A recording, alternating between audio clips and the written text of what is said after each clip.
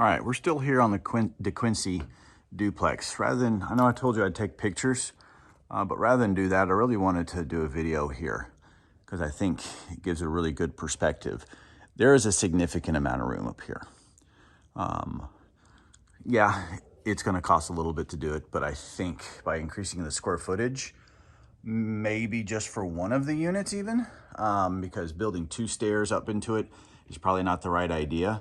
But let's say on this one unit, on one of the units here, that back porch that's a bedroom, you turn that back into a patio and then put a stairwell in some of that extra space to come up here.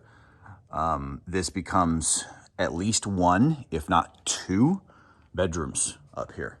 So you could, in theory, have, not just in theory, really in practicality, have a 4-bedroom unit over here. Obviously, we want to run the construction. I'll have to think about it, and we'll talk with our GCs about what that's going to cost. But height-wise, not a problem. I mean, tons of room up here. So, added bonus.